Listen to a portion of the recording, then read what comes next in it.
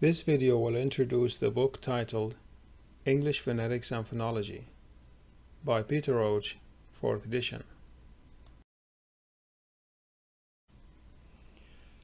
Chapter 1 is an introduction. It tells us how the course is organized. It also tells us where you can find extra information about the book. It gives information about the phonemes and aspects of pronunciation. It also gives information about the accents and dialects.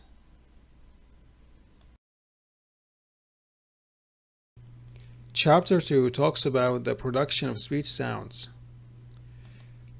It describes the articulators above the larynx, from the larynx up to the lips. It also introduces the vowels and the consonants, with a focus on the 6 short vowels plus the schwa and where they are located on the vowel chart.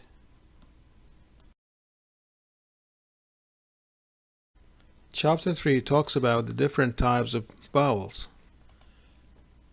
short vowels, long vowels, diphthongs, and triphthongs.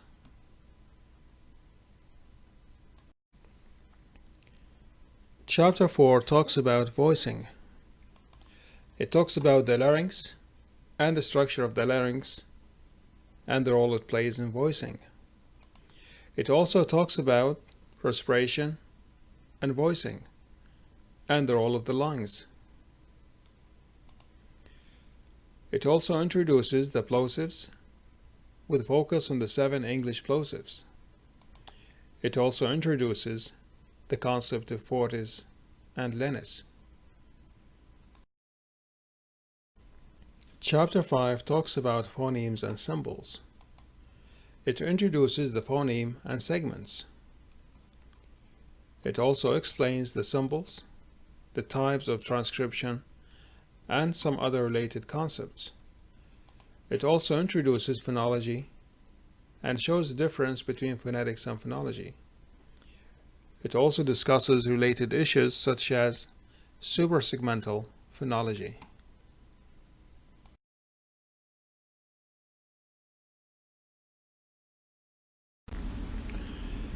Chapter 6 talks about the fricatives and affricates. It introduces the concept of continuant and non-continuant consonants. It gives information about the fortis and lenis consonants. Chapter 7 talks about the nasals and other consonants. The nasals are the ma, the na, and the ng sounds. It also talks about the liquids and glides.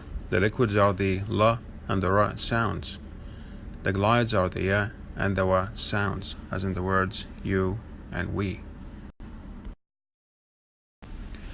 Chapter 8 talks about the nature of the syllable. It gives information about the syllable, the onset, and the coda. It also gives information about the syllable structure, the onset, and the rhyme. More information is given about the syllabic consonants. Chapter 9 talks about strong and weak syllables. It tells us what is meant by strong and weak syllables. It also discusses the relationship between the schwa and weak syllables. It also tells us how close front vowels and close back vowels behave within the syllable. More information is given about syllabic consonants. Chapter 10 talks about stress in symbol words.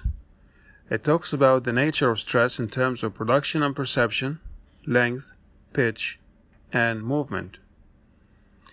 It also talks about the level of stress and the placement of stress within the word, be it 1-syllable word, 2-syllable word, or more.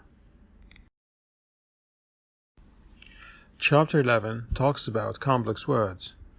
It deals with the following: stress in complex words or polysyllabic words, stress in relation to prefixes and suffixes, stress in compound words. It also discusses variable stress and stress in word clause pairs.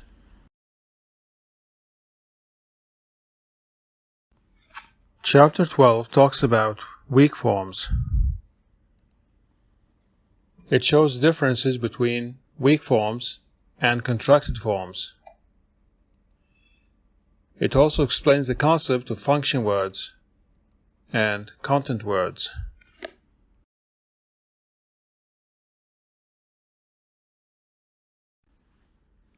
Chapter 13 talks about problems in phonemic analysis. These problems are related to analysis of the affricates, analysis of the vowels, analysis of syllabic consonants, analysis of clusters with plosive, analysis of the schwa. It also discusses the concept of distinctive features. Chapter 14 talks about aspects of connected speech. It discusses rhythm, stress-timed rhythm, syllable-timed rhythm, stress shift, and the foot. It discusses assimilation, progressive and progressive, or coalescence. It also discusses elision and the disappearance of some sounds. It also discusses the linking between words within a sentence. Chapter 15 talks about intonation, Part 1. It deals with suprasegmental phonology, or prosodic phonology, and explains the pitch, whether high or low. It discusses the form and function of intonation. It discusses utterance and the tone. It discusses the tone and its two types, level tone and moving tone. It also discusses tone languages and meaning differences. It also touches upon complex tone and pitch height. It explains the functions of English tone and the 5 tone levels. At the end of this chapter, there is a discussion of tone and other words.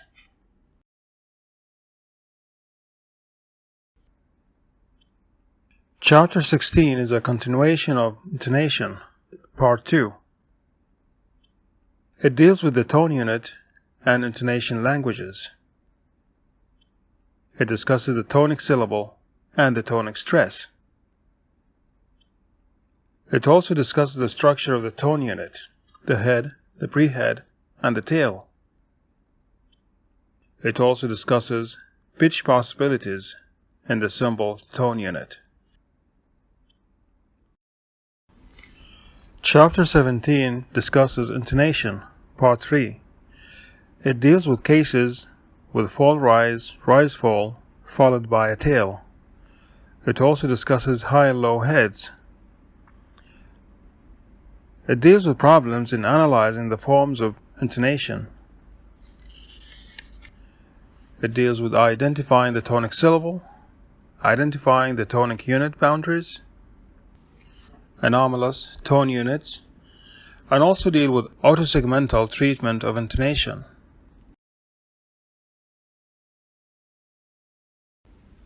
Chapter 18 talks about the function of intonation, Part 1. It talks about the attitudinal function, sequential, prosodic, or paralinguistics. It talks about also the function of expressing attitude. Chapter 19 talks about the functions of intonation, Part 2.